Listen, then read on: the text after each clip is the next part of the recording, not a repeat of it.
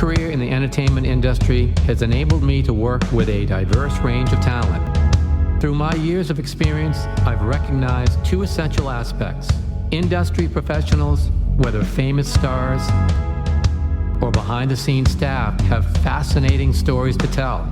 Secondly, audiences are eager to listen to these stories, which offer a glimpse into their lives and the evolution of their life stories. This podcast aims to share these narratives, providing information on how they evolved into their chosen career. We will delve into their journey to stardom, discuss their struggles and successes, and hear from people who helped them achieve their goals. Get ready for intriguing behind-the-scenes stories and insights into the fascinating world of entertainment. Hi, I'm Tony Mantor. Welcome to Almost Live, Nashville. Joining us today is Jeff Dayton.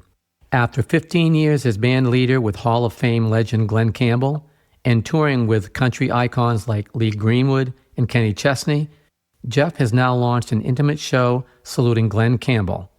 The performances features Campbell's timeless hits woven with personal stories from their years together, with a wealth of unforgettable moments from his time here in Nashville. Jeff is here to share some of those cherished memories with us. It's a true pleasure to have him here. Thanks for coming on. Man, what a great opportunity to be on, and thank you for inviting me to do this. Oh, it's my pleasure. So, you started out in music. Did you always know that music was going to be your career? I mean, it was your passion, or did it just kind of fall in place for you? Well, it seems like it has. I was 5 years old and I read a book about going to the moon, and I really wanted to be an astronaut. Then I wanted to be a pro baseball player, first baseman. That was my spot. But music was inspired by my dad, George Dayton, and he had a guitar in the closet. And when I opened up their closet one time, and I went, whoa, that's a guitar. He was a weekend warrior in Dixieland groups playing rhythm guitar, and his man was Freddie Green from Count Basie. And we talked about that for years afterwards, but it got me into the guitar, wanting a guitar, and he was gone by the time my mom bought me my first guitar, just on the cusp of being 10 years old. And it's been off to the races ever since. I've had a couple of what we call straight jobs in the business, Yeah, I get that. Now, once you got your guitar, did you have lessons, or did you just start picking it up by ear and move forward that way? I got that guitar in fourth grade, in the spring of fourth grade. And first thing I did was take it to school to perform on it.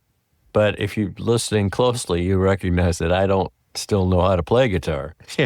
And I brought it to school and started trying to play it. And my teacher said, Jeff, that's really nice. Why don't you take that home and work on it for a while and then bring it back for us? Because I didn't realize until that point that I didn't know how to play, but in my heart, in my being, I was a guitar player. This was going to be easy. So I signed up for lessons at the music store, and it was some old guy who taught me out of some decrepit old dusty book. Nothing against him personally, but it wasn't for me. I wanted, popular music, and these were songs like Buzzing on the B string. You couldn't make it more boring. And so that's what I did. And I ran into friends who had big sisters that played guitar, and they showed me the chords to give me my boots and saddle. Learned my first A chord from her.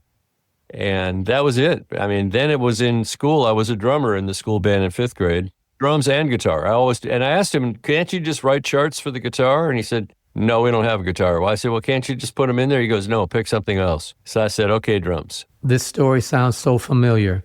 I was a piano player, and they didn't have piano in concert band. Yeah. So we made a deal. They created a stage band for me to play piano in, but meanwhile, I had to play drums, percussion, timpani, whatever. Yeah. In retrospect, it was actually pretty good. Every piece of music you get to learn gives you a perspective and helps you move forward. Mm-hmm. You remember your Rudiments book from Haskell W. Haar? Oh, yeah. I wish I still had it. That was where I practiced. The very first music book that I learned piano from was Big Note for Piano for the Beginners. Oh, man. The cool story about that book, when I went to Berklee College of Music, I sat down with my improv professor. He says, play me your best song. I sat down and played him a Beethoven. He said, good. Then he put a book. He says, this is what we're going to learn from. And it was the Big Note for Beginners. And I looked at him, I said, that's what I learned from. Yeah. His response, well, then you should know it. And then he went on to show me different things in improv from that book that I never thought was possible. That's great. That is truly great. My sister had a book called How to Play Piano Despite Years of Lessons. I love that. Yeah, and I remember I was in my first college band at Southwest Minnesota State College. The sax player, Chris Nolte, who I'm still dear friends with, took a solo on a song, and the band director criticized him for not playing what was on the page. Now, where was all this happening? Where was your school? I was in Minnesota, 5th grade band, and then the high school band started in the 7th grade because we were such a small town that our drum section was 5 people. Yeah, my town was very small. We had a small band, and the memories that it gives is still lingers today. So it really helped my music and wanting to do music moving forward. Oh, sure. And when I wasn't playing in the school band, I was sitting with my friends trying to learn how to play the Who's record, I Can See for Miles. Yeah, I had a small little 4-piece band other than the school myself. Real fun, great memories. So after school, did you make the big move, or where did you go from there? No, I actually went right from high school to college down in Marshall, Minnesota at Southwest, and I was there for 3 years. And I was telling myself I was going to major in theater, and the only reason being that I loved the stage and the lights. Again, just drawn towards it. After a couple of quarters, it was a 3-quarter-a-year program, I asked the music department if I could go over there, and my teacher, True Sackerson, was a great cellist at the Curtis with Leonard Rose. And she looked at my hand. She said, can you play the guitar? I said, yes. And then she said, well, okay, then you can play the cello. So for the next 2 years, 2.5 years, I was a cellist in the orchestra as well. And that was still formal training, but it was also weekends with bands playing around the rural area, playing the ballrooms where the band would come in and play country music. And then the last hour, we played 50s for the really wild crowd. Beer and setups, and they'd be dancing. A big gig was $25, $35. The regular gigs were $25. So we were mowing the money down. That's a great story. I'm sure it brings back fond memories to you. And the cello is such a great instrument. Well, it got me some work, and I ended up doing some things on the cello for other people, including David Sandler, who was one of Brian Wilson's protégés from the Beach Boys, and he hired me for some work on it. But the funny thing was that my opinion of the cello and the University of Minnesota's opinion of me on the cello were quite different. And when I transferred to go to the U, they basically shamed me out of the audition with a very snobby kind of thing. And so I had the bands anyway. I was playing in the bands full time and going to school part time, and all through the Minneapolis days. I mean, I was doing better away from school, but I was always taking my courses because I knew I wanted to graduate. So school ended for me in 1985 when I graduated from Arizona State with a cum laude degree in music. So that's great. You've made it through college, got your degree in music. The next question, what was next? Well, there were things already happening. School was there to get school done, but in 84, I was in Phoenix by then. We, for 5 years, had been riding high on the wave of urban cowboy, playing clubs. And in Minneapolis, same thing. We were playing with, one guy had just finished playing with Bob Dylan on Blood on the Tracks, and then our drummer became the guy that joined Prince for the Revolution, and he was Bobby Z. But in Arizona in 83, our band High Noon won the Wrangler Country Showdown, which is today called the Colgate, if it still exists. Went to Nashville, and I felt the energy here. I just felt the electricity. I was living in Phoenix. And in 84, I got a cut with George Strait on his Fort Worth album, and it got me the gold and platinum you see behind me.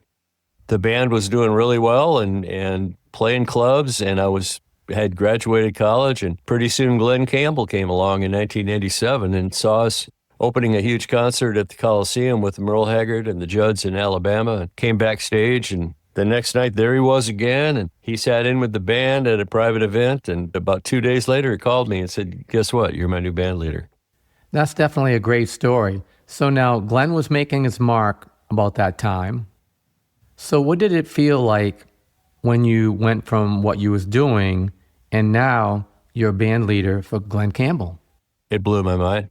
Especially my mother-in-law at the time. She about dropped phone on the floor. It's Glen Campbell. She couldn't believe it. Country lady from Virginia. The band picked up a ton of additional credibility, and we were already opening concerts, as I mentioned, but we got a ton of stuff. I mean, I opened for 25 different acts in Phoenix at every major stage in town. Then we went on the road with Glen, and so the press started writing about us, and there we were out there doing tours to England and Australia and New Zealand and playing all 50 states and having a monstrously good time with one of the greats of the Hall of Fame. I mean, he's a Hall of Famer in the Hall of Fame, I think. Yeah, there's no denying Glen Campbell is one of the all-time greats. There will never be another one like him. Ever.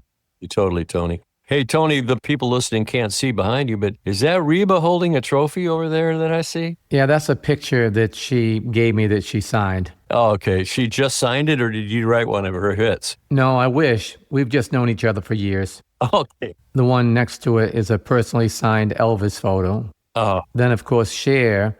And beside that is, of course, Debbie Campbell. I produce her, and that's the book she wrote about her life with Glenn. Oh, right. Yeah, that's right. We have that connection, don't we? Yeah, we do.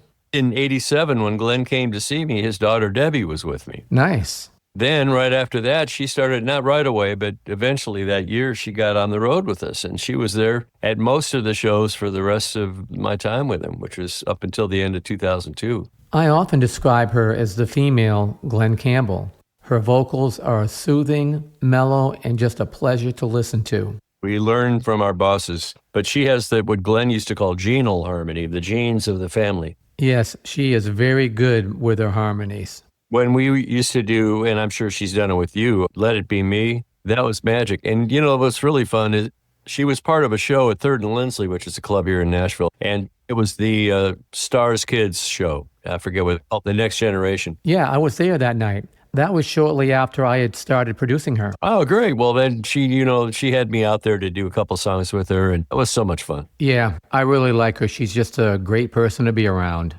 She speaks well of you. Nice to hear. She took care of her dad, and she picked up his dry cleaning. She woke him up when it was time to get ready for stuff. Come on, Dad. Come on, Dad. The two of them were really Oh, yeah. You can find pictures and videos on YouTube featuring both Glenn and her in interviews together, performing on stage together. I think she was with him for around 24 years on the road. So it was a great relationship for sure. The nice thing about that relationship, too, was that was helping to fill in the void that was there in her life when her dad was living in L.A. and married again, not to her mom, and they were getting the Bel Air treatment and all the stars and stuff. And Debbie really didn't have that time with her dad, and the other kids and Debbie are all close now, but she was able to rebuild, or actually maybe just plain build that relationship with her dad. Yeah, it was really important to her, and I think that's great. Yeah, I totally agree. I think it's great she had that time with him. So now, what's next on the agenda with you? Oh boy, you got a minute? Sure, why not? Well, I've been on a couple of podcasts. One came up last spring, and it was kind of in my mind like a tea bag, steeping in there, and I was thinking about it, and people hear me occasionally mention it, and then I met with my friend Dave Sandler, who is the guy that worked with the Beach Boys at Pet Sounds and Smile in that area. He's one of Brian's co-producers and understudies. I was at his house in Minneapolis. We were sitting at the piano in his office, and I said, David, I'm going to just record this. I want to ask all these questions about Brian. And when I got back here to Nashville, I had a recording, and I thought, okay, now I've done it. I'm creating a podcast. So I went online and I researched all the gear that you can get, and I was going to get that, and I changed my mind. And anyway, long story short, I have a podcast for November 2024. I've got a long guest list of people, and then I have a dream list of people that are going to come later once I'm up and running, because there are so many people. Every time you turn around, right, Tony, you think, I should get that guy I should get her on my podcast. It's called Count It Off, your fresh new window into the world of music. It'll be appearing at all the places in Streamland. And then besides that, I've got a new trio, and I'm part of a group I call it GMC, which is Garfunkel, Manilow, and Campbell. Art Garfunkel's guitar player, Tab Lavin, who you may know, he's a Nashville guy. He's been with Art for 23 years, I think, and he's in New York with him right now, so he's still Art's guitar player. Sings great, plays great guitar. Well, he has to, because he's the one backing up Art. And then Eddie Kilgallen, who has a connection with Barry Manilow and sings him like nobody's business.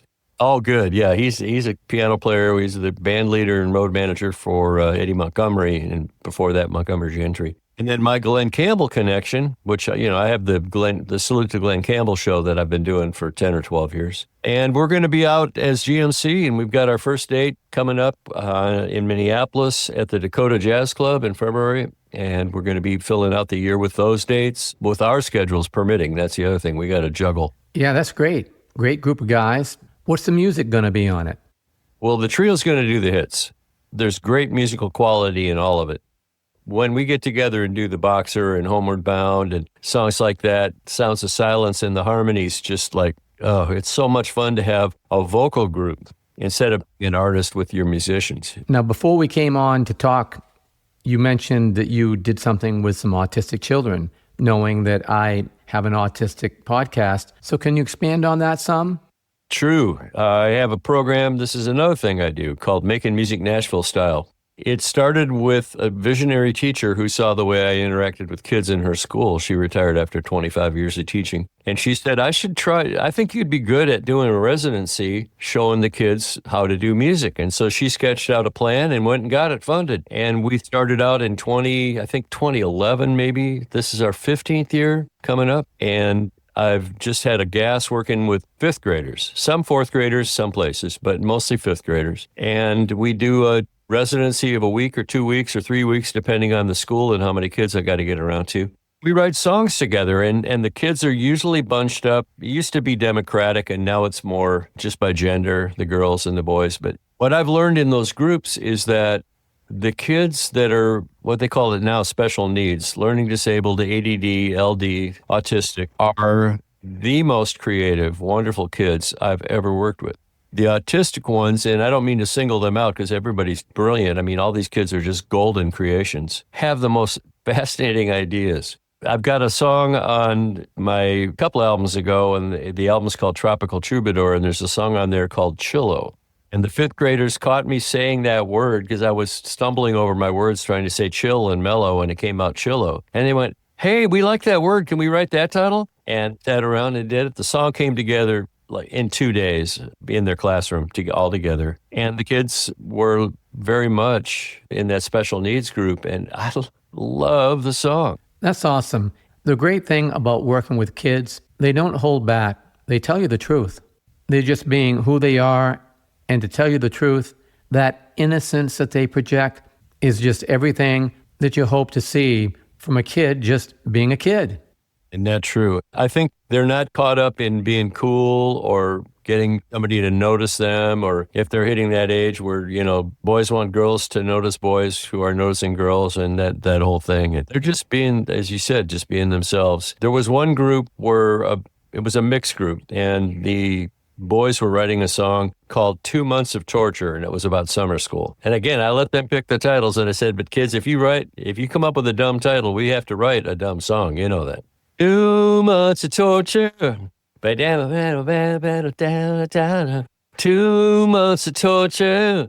And we were stuck. One of the kids who was autistic, and I can't remember his name, but God bless him, and he started getting agitated. And I said, what's wrong? He goes, when I'm in small groups, nobody ever picks my ideas. I said, well, what's your idea? And he said, a hurricane of pain that'll last forever. I mean, there was our second line, 2 months of torture. A hurricane of pain that'll last forever. I was like, you got anything else? And he goes, the ultimate bummer that lasts all summer.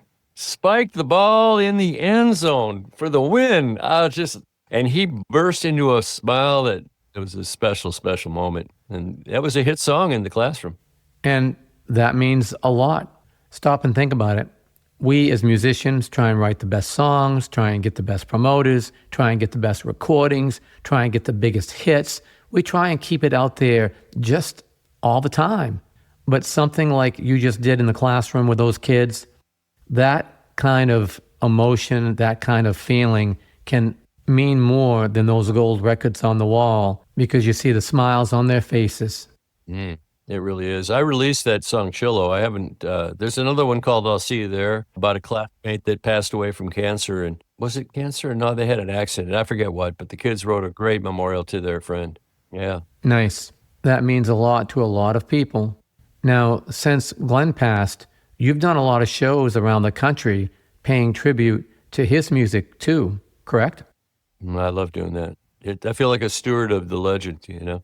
When I first got some requests, Glenn was alive, and I talked to him, and I showed him that I was dedicating an album to him, and then I went to management, and I said, what do you think? Because these people are asking. And they said, Jeff, of everybody that could do it, you're the one that ought to, because you fronted the band, you conducted the orchestra, you sang all the songs in soundcheck. We give you the 2 thumbs up. And that's how it got started. And Debbie and I have both dropped the idea that maybe she should come out and do a show with us. And we've got one in February in Phoenix, the Salute to Glen Campbell, and I'm hoping that maybe she'll drop in and do one with me. Yeah, I agree. I think she should do it. I think it would be really great. I think she should because she sings his songs so well, and people remember her from the 24 years she spent with Glenn. She's a big part of the Glen Campbell family of fans on Facebook and all the other platforms. So yeah, I think it would be great for her to do it. Definitely. Absolutely should. Her younger brother, Travis, who's the second in line, oldest boy, Travis came to Bartlesville, Oklahoma when I was playing there and came to the show and just sobbed, lost it on my shoulder, man. It was so great. You know, he loved, and he and I talk, we tell stories and joke around about his dad. And Travis didn't see a lot of that because Glenn was always gone. In some ways, I was lucky enough to be with Glenn even more than he had, maybe, except when he was home. Yeah, that's the sad part about the business that we're in. If they're real successful, they're on the road all the time. They just don't get a chance to see their family like everyone else would that works 9 to 5. That's why I'm here. I worked with Gary Paxton and Bob Millsap, and Gary had so many hit records out there and was traveling so much, he didn't even know his 21-year-old son. So I decided that I wasn't going to have that issue. So that's why I'm here in Nashville doing production, development, and management. This way, can see the kids grow up, grandkids grow up, and it just means more than being on the road. That's beautiful. Now, was he related to Kip Paxton or any of those guys? No, he was the lead singer of the Argyles, Alley Oop and all those hits, as well as producing the Monster Mash. Oh, sure. Now, Bob, he produced a few country stars, but his big claim to fame that he loved was he published the song You Need Me that Anne Murray cut. Oh, yeah, and with our friend, what was his name, from Nashville here, Randy Goodrum. Yeah, that's right. So those two were kind of my mentors that influenced me to move to Nashville to get off the road. Well, that's great. I'm glad you're here. You got records on the wall and signs, pictures of the stars. Yeah, I've been very fortunate, worked with a lot of great people. I'm currently working with Donnie Most of Happy Days. Oh, gosh, that's great. Yeah, he's got this huge voice, kind of like Frank Sinatra, Bobby Darin. He does really well. That's great. I love the fact that we get these opportunities. And living in Nashville, I always tell people on the shows that I do, this is it. I mean, this is the town. Everybody loves coming here, whether they live here or not. And when they come here and spend a little time, I think half of them will really want to move here or get a second house if they can do that. Well, you know, I'm sure you feel the same way too. But we do what we do because we love the music. We don't go out there with chips on our shoulders and proclaim to be the biggest, the best in the world. We just love what we do.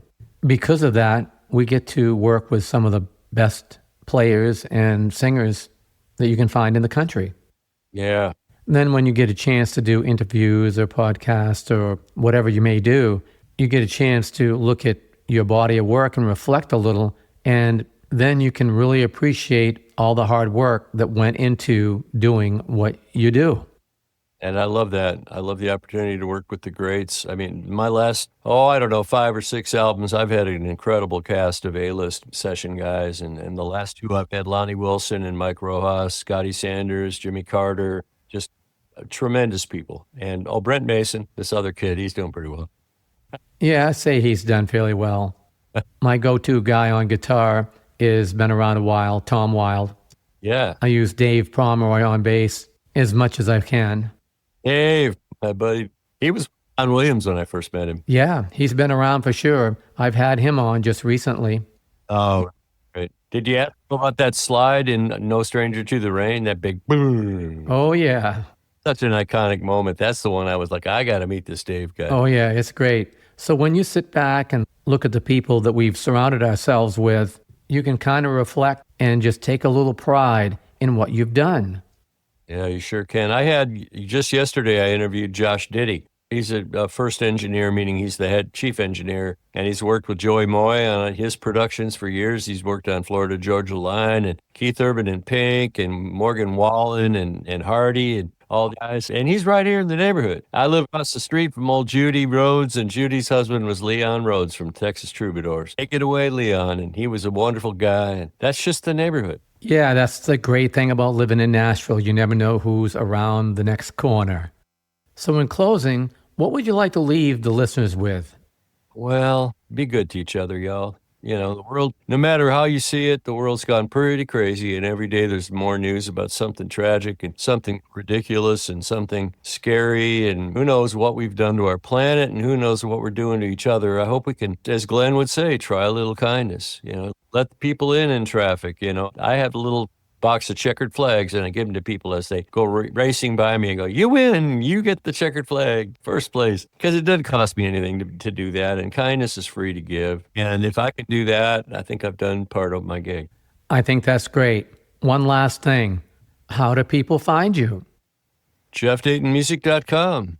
On most of it, on YouTube, it's Jeff Dayton Music. On Instagram, it's Jeff.Dayton, Instagram, Jeff.Dayton, Instagram. Try to forget it. I bet you can't. Podcast is on Counted Off Podcast on Facebook, and we will have news about that when it kicks off. I'll look forward to inviting you on as a guest later on, Tony, once I get through my guest list that I've already lined up. I know how that is. Just let me know. I'll be there.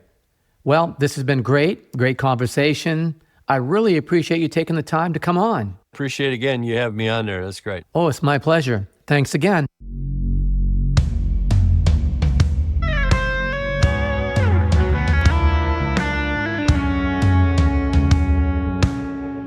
Thanks for joining us today. We hope you enjoyed the show. This has been a Tony Mantor production. For more information, contact media@plateaumusic.com.